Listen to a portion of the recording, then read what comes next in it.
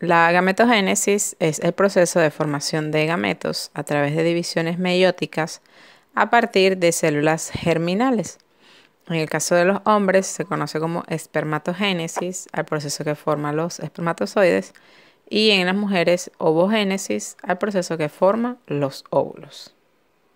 La gametogénesis ocurre en dos divisiones cromosómicas y citoplasmáticas que, como se dice, ya se conocen como meiosis 1 y meiosis 2.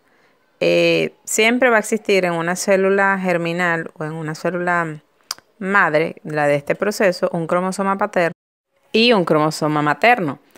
Esos cromosomas se recombinan y en este caso van entonces a formar, si es en el caso de la mujer, los óvulos o en el caso de los hombres, los espermatozoides.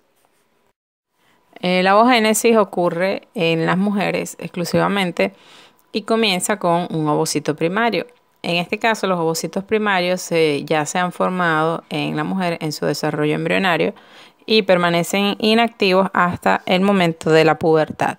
En la pubertad, esos ovocitos primarios empiezan a madurar y ocurre la primera meiosis. Empiezan a reproducirse a través de meiosis. En la primera meiosis, los ovocitos primarios pasan a ser ovocitos secundarios, una de las dos células que se forman, mientras que la segunda célula es únicamente un cuerpo polar. Asimismo, va a pasar entonces a través de una segunda meiosis o una segunda división meiótica y se forma un óvulo ya maduro. En el caso del ovocito secundario se divide en dos y una de esas dos células va a ser el óvulo maduro, mientras que el cuerpo polar va a dividirse igualmente en dos y por lo tanto al final del proceso se van a obtener 4 células que van a ser todas con la mitad de la carga. Sin embargo, no son iguales entre ellas porque una va a madurar y va a transformarse en el óvulo ya maduro y las otras 3 van a ser cuerpos polares. En el caso de la mujer que pasa todos los meses por su periodo, su menstruación, todos los meses va a formar un óvulo maduro. En el momento en que se fecunde ese óvulo y pase lo que viene siendo el proceso del desarrollo embrionario, el óvulo, al fusionarse con el espermatozoide, forman el cigoto y esos 3 cuerpos polares son los que van a pasar a formar parte de toda la estructura que va a ayudar a la alimentación del embrión. Okay, en el caso de los hombres, el proceso se conoce como espermatogénesis y ocurre en una primera etapa. El espermatogonio o esa primera célula va a transformarse en un espermatocito primario y ese espermatocito primario va a dividirse en la primera meiosis, transformándose en espermatocitos secundarios. Estos con la misma carga que el primero. Seguidamente van a transformarse o van a pasar por la segunda meiosis y se forman, en este caso, espermátidas. 4 espermátidas que van a ser con la mitad de la carga de la célula anterior. Es decir, todas van a ser haploides. Hasta este momento es lo que se conoce como la meiosis o lo que va a ser la meiosis 1 y 2 y seguidamente esas espermátidas van a sufrir una diferenciación que es lo que le va a llegar a formar los espermatozoides maduros. ¿Qué es esa diferenciación? Se le va a transformar o se le va a generar el flagelo, que es el que le ayuda con el movimiento, y el acrosoma, que es lo que le va a ayudar a formar, a fusionarse con el óvulo al momento de la fecundación. Como diferencias entre ambos procesos, se puede observar que a pesar de que ambos pasan por las dos meiosis, tanto el óvulo, el ovocito, como el espermatocito, en este caso se forman las 4 células, siendo las de la espermatogénesis todas iguales. Estas espermátidas van a ser todas iguales, pero en la ovogénesis se forma un solo óvulo y las otras 3 células van a ser los cuerpos o corpúsculos polares.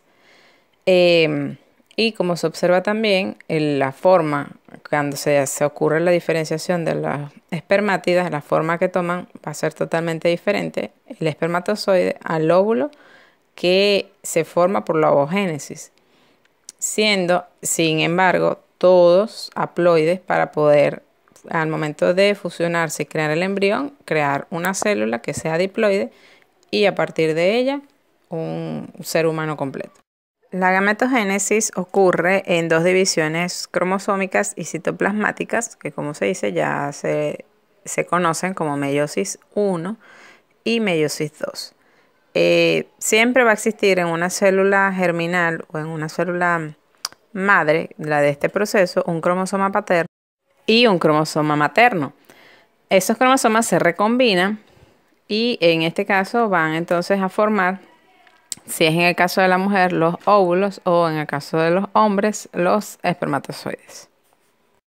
Al momento de la división celular, si no ocurre adecuadamente, van a generarse errores que podrían transformarse en anomalías cromosómicas.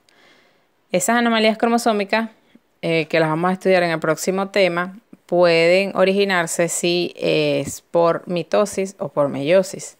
En el caso de la meiosis, si no ocurre una meiosis de forma adecuada, los cromosomas no se distribuyen de forma equitativa, se pueden generar células con 23, lo normal sería que se generen 23 cromosomas.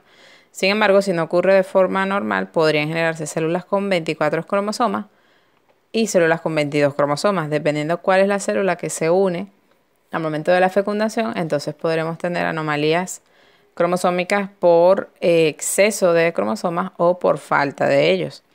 Entonces, todo va a depender del momento donde ocurra ese error. ¿Okay? Esos errores pueden ocurrir por muchos factores. Sin embargo, entre los más comunes va a ser la edad de la madre, lo que viene siendo el estrés. Si es una persona que tiene mucho estrés, también se dice que puede ser causante de eso.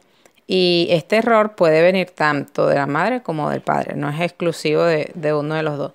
Y en el caso de que sea de ambos, pues es cuando ocurren las anomalías que son más serias. Si el error ocurre durante la mitosis, una de las consecuencias puede ser que se formen células cancerígenas. ¿Qué es lo que debe ocurrir normalmente? Durante una división normal, una división celular normal, que se forman las dos células hijas en mitosis, si una de ellas es dañada, pues esa célula normalmente debería morir en un proceso llamado apoptosis. Pero si esa célula no muere y se sigue reproduciendo, es lo que puede llegar a producir el cáncer. Existen muchos tipos de cáncer, pues obviamente el tumor que se vaya a formar por la división de estas células cancerígenas puede ser benigno o puede ser maligno o puede producir, en el caso de los más graves, metástasis, ya que las células no se controlan y siguen dividiéndose por mitosis. Una célula que está en un principio dañada se va a seguir dividiendo por mitosis muchísimas veces de manera descontrolada y eso es lo que origina el cáncer.